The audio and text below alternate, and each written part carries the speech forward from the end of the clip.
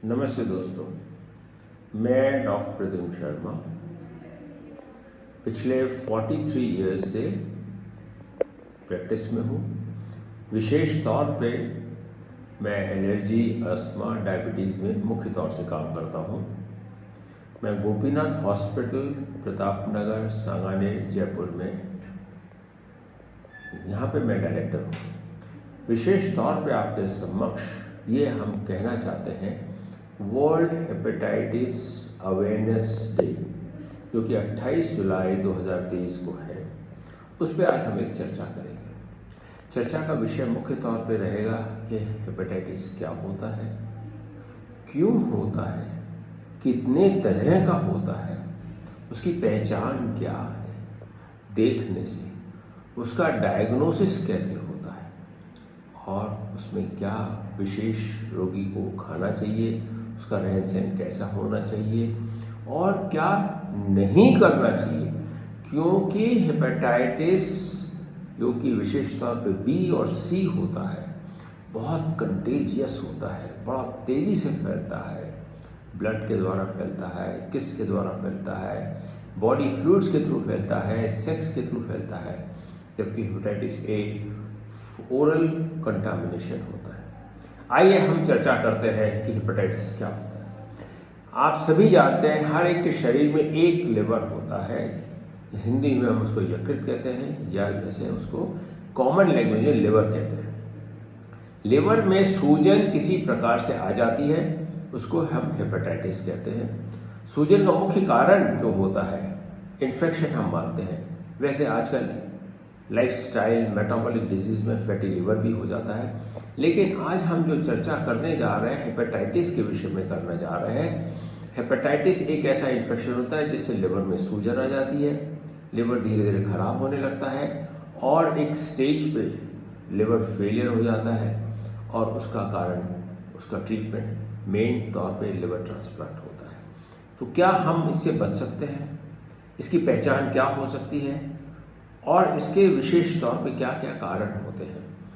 दोस्तों, जब किसी भी व्यक्ति को हेपेटाइटिस होती है तो उसकी आंखें जो सफ़ेद होती हैं, स्क्लेरा वाइट होती है, वो पीली होने लगती है।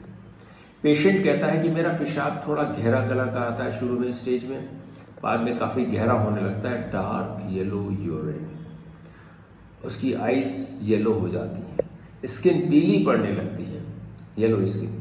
अतः इसको येलो स्किन, येलो कलर से इसको पहचाना जाता है जॉन्डिस। जॉन्डिस का मतलब पीला रंग। तो पीला रंग, पीली आंखें, पीला पेशाब, गहरा कलर का। साथ ही विशेष तौर पे जिस व्यक्ति को होता है उसको भूख लगना बंद हो जाता है, उसको हल्की सी भी कोई भी स्मेल भी होती है उसको जी मिचलाने लगता है, घबराहट होती है। जैसे उसकी माँ या उसकी वाइफ बाहर छौंक भी लगा रही है रसोई में, तो उसकी स्मेल जो उसका ऑर्डर होता है उसको नौशिया होने लगता है। और ऐसे तौर पे ऑल्फैक्टरी सेंसेस के थ्रू भी उसको नौशिया होना।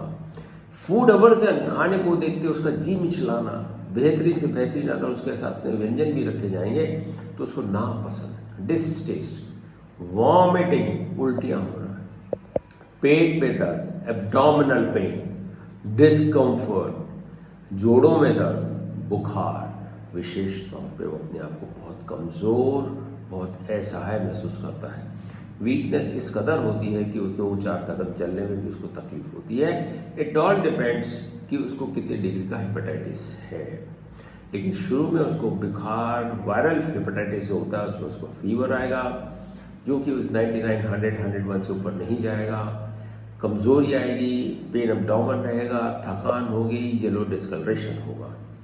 अब अगर हम इसको चाहें तो पहचान, तो एक तो पहले उसका जो पेरेंट्स होते हैं, रिलेटिव्स होते हैं, वो कहेगा देखो इसको पीलिया हो रहा है। दूसरा, जब वो डॉक्टर के पास जाएगा तो डॉक्टर कुछ प्रकार के टेस्ट करेगा, हेपेटाइटिस ए के टेस्ट करेगा, हेपेटाइटिस बी का टेस्ट करेगा, जिसको HbA1c कहते हैं, हेपेटाइटिस सी का टेस्ट करेगा। साथ ही लिवर फंक्शन टेस्ट जिसमें LFTs हम कहते हैं, उसमें विशेष तौर पे OTPT का बढ़ना, सीरम बिलिरुबिन का बढ़ना साथ में पाया जाता है। और साथ ही देखा जाता है जब सोनोग्राफी करते हैं तो सोनोग्राफी में लिवर में सूजन पाई जाती है, और वायरल हेपेटाइटिस से तो हो सकता है साथ में गॉल ब्लैडर वॉल एडिमा और भी कोई लक्षण साथ में मिल जाए। तो डायग्नोसिस करने का तरीका ये होता है कि इस ब्लड टेस्ट जिसमें विशेष तौर पर LFTs, सोनोग्राफी जिसमें विशेष तौर पर लिवर में सूजन पाई जाती है। अब ये कितनी तरह की होती है? हेपेटाइटिस A जो कि हम फीको ओरल मतलब गंदा पानी पीने से स्टूल में आपका हेपेटाइटिस A फैलता है और 60 से 120 दिन में जो व्यक्ति ऐसा ग्रसित पानी पीता है, दूषित पानी पीता है, उसको हेपेटाइटिस A हो जाती है। Hepatitis B body fluids, serum है ना, आपने कोई ऐसा अनस्ट्राइज इंजेक्शन ले लिया।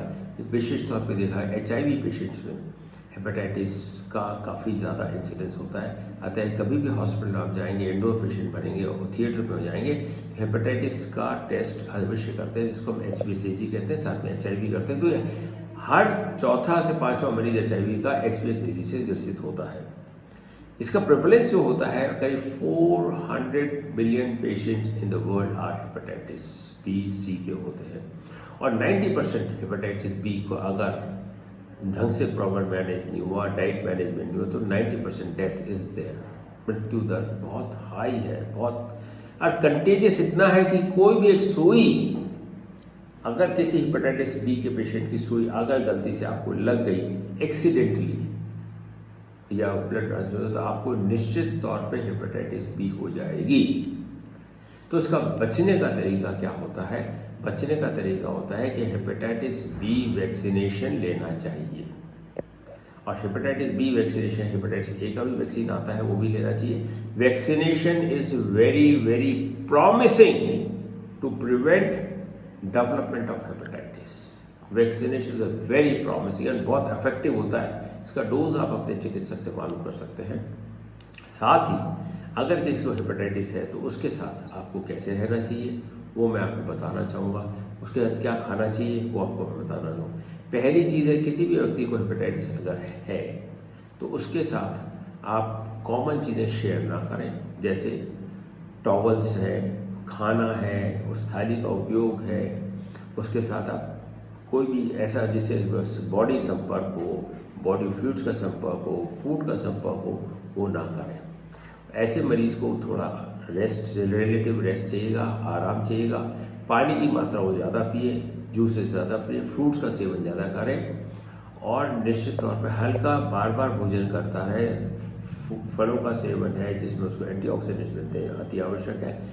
तला हुआ भोजन, भारी भोजन ना करें। एल्कोहल ज़ीरो, एब्सोल्यूट एल्कोहल का उपयोग नहीं करना चाहिए। नाना प्रकार के जो दवाइयाँ आइब्यूप्रोफेन है, पैरासिटामोल, एस्टामिनोफेन जो है उनका उपयोग नहीं करना चाहिए, उससे लिवर को टॉक्सिसिटी होता है।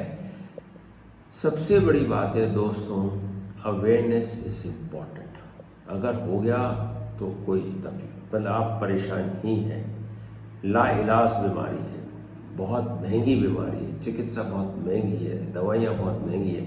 अतः ऐसी बीमारी से आप बचें।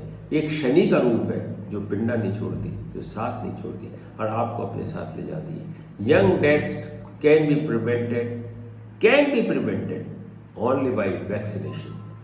टीकाकरण मोस्ट प्रॉमिसिंग आंसर है। आइए हम एक दूसरे से जुड़ करके इसकी अवेयरनेस फैलाएं और हम टीका लें, और टीका लेने के लिए हम अपने साथियों को, परिवार को, दोस्तों को कहें। और आप जरूर ये प्रॉमिस करें, आपको अपनी बर्थडे पे हेपेटाइटिस B का टीका लेना अति आवश्यक है। और बर्थडे दूर है तो आप पहले भी ले सकते हैं। हेपेटाइटिस B का टीका लेंगे वही आपकी बर्थडे होगी। आपकी बर्थडे कौन सी होगी? जिस दिन आप हेपेटाइटिस B का टीका लेंगे, क्योंकि हम कहते हैं long live, God bless you, भगवान आपको सुंदर दीर्घ आयु दे, सुरक्षित आयु दे, बीमार न पड़े। तो कैसे बीमार न पड़े? केक खाने से नहीं दोस्तों। वैक्सीनेशन, टीकाकरण इज ओनली प्रॉमिसिंग, जो कि आपको हेपेटाइटिस से बचा सकती है। तो जिस दिन टीका लेंगे वही आपका जन्म दिवस है, वही आपका बर्थडे है। ये मेरा एक संदेश है और एक स्ट्रॉन्ग मैसेज है। टीकाकरण लीजिए, टीकाकरण औरों को दीजिए, टीकाकरण के लिए जागरूकता फैलाइए। आइए हम 28 जुलाई पे कंधे से कंधा मिला करके, हाथ से हाथ मिला करके चलें, साथ दें और टीकाकरण के लिए प्रोत्साहन करें। बहुत बहुत धन्यवाद। मैं डॉक्टर प्रदीप शर्मा, धन्यवाद।